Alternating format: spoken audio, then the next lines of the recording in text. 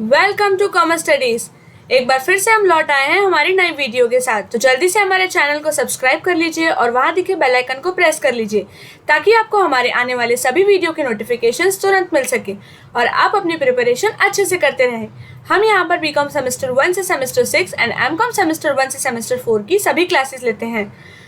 अभी MCom semester 4 की exams बहुत नज़दीक आ गई हैं, ऑनलाइन एग्जाम्स होने वाली है, इसीलिए हमने प्रीवियस ईयर क्वेश्चंस के बैचेस शुरू किए हैं जिसके ऊपर कुछ वीडियोस यहाँ पर मैं अपलोड कर रही हूँ। तो चलिए आज हम सीखेंगे 2020 का पेपर मैनेजमेंट अकाउंट का कि उसे किस तरह से एमसीक्यूज़ को हमें सॉल्व करना है। ये एमसीक्यूज़ बहुत ज़्यादा इंपॉर्टेंट है क्योंकि गुजरात यूनिवर्सिटी जो है लास्ट ईयर के पेपर्स में से काफ़ी सारे क्वेश्चंस लेती है। तो आज हम सीखेंगे मैनेजमेंट अकाउंटिंग का पार्ट 1 प्रीवियस ईयर क्वेश्चंस। ये 2020 के सारे क्वेश्चंस हैं। फर्स्ट, IRR क्या होता है? तो IRR का फुल फॉर्म होता है इंटरनल रेट ऑफ रिटर्न। तो इंटरनल रेट ऑफ रिटर्न हम एक्चुअल किसे कहते हैं? तो इसका आंसर है कट ऑफ रेट। IRR जो होता है वो कट ऑफ रेट होता है, यानी इस रिटर्न पे मतलब मिनिमम आपको इतना रिटर्न आपको मिलना चाहिए, अदरवाइज आपका इन्वेस्ट करने का कोई प्रॉब्लम मतलब कोई प्रॉफिट नहीं है।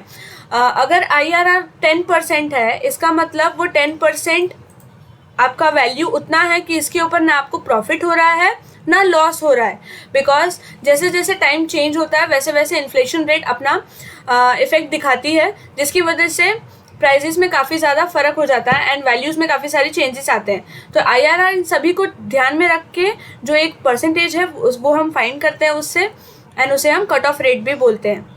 सेकेंड है pay back period has no relation with cash flow to determine time period. Time period को निकालने के लिए कैश फ्लो का पे बैक पीरियड का कोई रिलेशन नहीं है कैश फ्लो के साथ। तो क्या ये स्टेटमेंट सही है या गलत है? तो ये स्टेटमेंट बिल्कुल भी गलत है, बिकॉज हम पे बैक पीरियड फाइंड ही इसीलिए करते हैं ताकि हम कैश फ्लो हमें कितने टाइम में हमारा जो इन्वेस्टमेंट है वो हमें रिटर्न मिल जाएगा, वो फाइंड करने के लिए ही हम कैश फ्लो को यूज़ करते हैं। इसके बाद decision tree approach is method of risk measurement.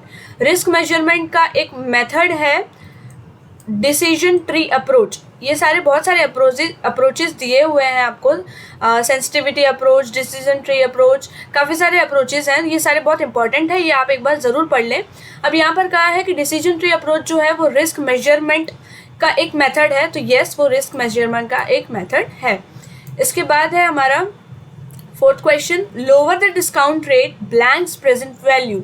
यानी जितना डिस्काउंट रेट कम होगा प्रेजेंट वैल्यू उतना हायर होगा, लोअर होगा या कोई रिलेशन नहीं होगा उसका। तो इसका आंसर है हायर होगा, बिकॉज जितना भी डिस्काउंट रेट हम जैसे कम करेंगे तो हमारा प्रेजेंट वैल्यू की वैल्यू उतनी बढ़ती जाएगी, बिकॉज रेट्स के जो अमाउंट्स है वो सब चेंज हो जाएंगे। एंड उतना ही अगर डिस्काउंट रेट हमारा कम है यानी हमने उतना कम रिटर्न जो मतलब हमारे पैसे की वैल्यू जो है उतनी कम गिरने वाली है। डिस्काउंट रेट यानी एक इन्फ्लेशन की वजह से जो आपकी रुपये की वैल्यू चेंज होती है, तो डिस्काउंट रेट जितना कम होगा यानी हमारी वैल्यू उतनी ज़्यादा रहने वाली है।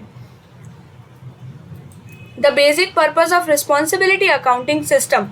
तो बेसिक पर्पस क्या है रिस्पॉन्सिबिलिटी अकाउंटिंग सिस्टम का? मोटिवेशन, बजटिंग, ऑथोरिटी या वेरिएंस एनालिसिस? तो इसका आंसर है वेरिएंस एनालिसिस। सबसे इम्पॉर्टेंट है रिस्पॉन्सिबिलिटी अकाउंटिंग सिस्टम में कि वेरिएंस यानी जो भी चीज़ों में डिफरेंस है उसका एनालिसिस करने में ये बहुत ज़्यादा हेल्प करता है। इसके बाद क्वेश्चन है हमारा question number 6, division under transfer pricing system is treated as. यानी डिवीजन ट्रांसफर प्राइसिंग सिस्टम के अंदर डिवीजन को किस तरह से ट्रीट किया जाता है? Profit centre, investment centre, cost centre या नन ऑफ द अबव? तो इसका आंसर है कॉस्ट सेंटर। ये एक तरह का कॉस्ट सेंटर है। इसके बाद to take capital budgeting decision is blanks decision. Capital budgeting decision कौन से टाइप का डिसीजन है? पास्ट, फ्यूचर या प्रेजेंट, या तो बी एंड सी दोनों? तो इसका आंसर है फ्यूचर। कैपिटल बजटिंग हम कभी भी फ्यूचर के लिए ही करते हैं, पास्ट के लिए हम कैपिटल बजटिंग नहीं करते हैं। उसके लिए हम एनालिसिस करेंगे, कोई भी डेटा जो पास्ट का है उसके लिए हम एनालिसिस करते हैं। अगर वो प्रेजेंट है तो उसको भी हम एनालाइज ही करेंगे। बट अगर कोई भी हम पहले से प्रिपेयर कर रहे हैं किसी चीज़ के बारे में, बजटिंग करना यानी पहले से किसी चीज़ के बारे में प्रिपेयर करना, तो बट ऑब्वियस है वो फ्यूचर के लिए ही होगा। इसके बाद है इंटरनल रेट ऑफ रिटर्न, यानी IRR is always greater than cost of capital. Cost of capital जो है हमारा, उससे IRR हमेशा बड़ा होगा। तो ये बिल्कुल भी गलत है, बिकॉज कम भी हो सकता है एंड ज़्यादा भी हो सकता है, बट जितना डिस्काउंट रेट जितना कम होगा उतना प्रेजेंट वैल्यू ज़्यादा होती है, वो आपको ध्यान में रखना है। और इंटरनल रेट ऑफ रिटर्न है वो हमेशा कॉस्ट ऑफ कैपिटल से नहीं बड़ा होता है। इंटरनल रेट ऑफ रिटर्न आपका वो है जिस पॉइंट पे आपको ना प्रॉफिट होगा ना लॉस होगा, यानी उसको एक तरह से हम ब्रेक इवन पॉइंट भी बोल सकते हैं। ब्रेक इवन पॉइंट का मतलब भी वही होता है कि इस सिचुएशन में ना आपको प्रॉफिट हो रहा है ना आपको लॉस हो रहा है। एंड जो हमारा कॉस्ट ऑफ कैपिटल है, कॉस्ट ऑफ कैपिटल वो होता है कि इतना रिटर्न हमें मिलने वाला है, यानी हमारे कैपिटल की इतनी कॉस्ट है वो हमें पे करनी पड़ेगी। Then under which method cash flow of every year is reinvested. Cash flow हर साल का हम री इन्वेस्ट करते हैं, इनमें से कौन सा है मेथड उसके अंदर, नेट प्रेजेंट वैल्यू के अंदर, टर्मिनल वैल्यू, पेबैक पीरियड या इंटरनल रेट ऑफ रिटर्न। तो इसका आंसर है टर्मिनल वैल्यू। टर्मिनल वैल्यू जब भी हम लेते हैं तो इसके अंदर जो भी हमने इन्वेस्ट किया है वो ईच ईयर हम वापस से री इन्वेस्ट करते जाते हैं, जिसकी वजह से इसकी अमाउंट जो है वो पूरी कंपाउंड हो जाती है। इसके बाद risk adjusted discount rate is higher than risk free discount rate. Risk adjusted और रिस्क फ्री, अब इसके अंदर सबसे बेसिक डिफरेंस ये है कि रिस्क एडजस्टेड यानी सपोज अगर हमने प्लान किया है कि हम 1 लाख रुपीज़ लगा रहे हैं, जिसके ऊपर हमें 10% जो है वो हमारा सपोज डिस्काउंट रेट है, बिकॉज मतलब 10% जो है वो वैल्यू इन्फ्लेशन की वजह से चेंज होती जाएगी, तो डिस्काउंट रेट हमारा 10% है, पर ऐसा रिस्क फ्री नहीं होता है, वो रिस्क एडजस्टेड होता है। मतलब रिस्क एडजस्टेड डिस्काउंट रेट यानी कि आपने जो डिस्काउंट रेट सोचा है कि सपोज 10% आपने डिस्काउंट रेट अज्यूम करके आप चल रहे हैं, आप बजटिंग कर रहे हैं, बट उसकी कितनी प्रोबेबिलिटी है कि वो 10% ही चेंज होगा, हो सकता है वो 12% हो सकता है वो 15% हो। तो हम जो ये पहले से अज्यूम कर लेते हैं कि डिस्काउंट रेट हमारा 10% होगा, लेट्स सपोज कि 3% हमारा रिस्क है, तो वो रिस्क एडजस्ट अगर उसमें हम कर रहे हैं, यानी 13% से अगर हम पूरा कैलकुलेशन कर रहे हैं तो वो हमारा होगा risk adjusted discount rate. And अगर हम सिर्फ डिस्काउंट रेट से ले रहे हैं तो वो होता है रिस्क फ्री डिस्काउंट रेट। तो रिस्क एडजस्टेड डिस्काउंट रेट जो है वो हमेशा ज़्यादा होता है रिस्क फ्री से, बिकॉज उसके अंदर हमने अपना रिस्क का भी परसेंटेज ऐड कर दिया है, इसीलिए वो हमेशा ज़्यादा होगा। इसके बाद है coefficient of variance is absolute major for measuring risk. Coefficient of variation जो है वो एब्सोल्यूट मेजर है रिस्क को मेजर करने के लिए, तो ये फॉल्स है बिकॉज वो एक एब्सोल्यूट मेजर नहीं है। इसके बाद responsibility accounting is part of. Responsibility accounting किसका पार्ट है? External reporting system, corporate reporting system, internal reporting system या ग्लोबल रिपोर्टिंग सिस्टम। तो इसका आंसर है इंटरनल रिपोर्टिंग सिस्टम।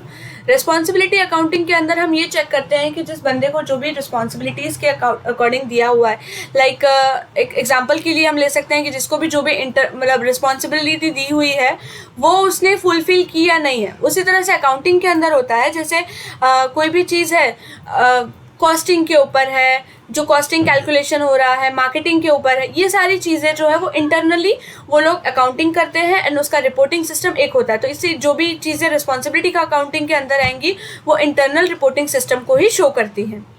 तो आई होप आपको ये 12 क्वेश्चंस अच्छे से समझ में आ गए होंगे। अगर आपको इन क्वेश्चंस में से कोई भी डाउट है तो आप नीचे कमेंट सेक्शन में मुझे बता सकते हैं, मैं उसे ज़रूर एक्सप्लेन करूँगी। एंड अगर आपको ऐसे और भी क्वेश्चंस चाहिए तो आप वो भी लिख के बता सकते हैं कि आपको कौन से सब्जेक्ट का प्रीवियस ईयर क्वेश्चन आपको एक्सप्लेनेशन जिसका चाहिए। साथ ही आप हमारा टेलीग्राम चैनल ज्वाइन कर लीजिए ताकि आपको इसकी PDFs वहाँ पर तुरंत मिल सके एंड आप उसकी मदद से आप हमारे व्हाट्सएप ग्रुप में भी ज्वाइन हो सकते हैं।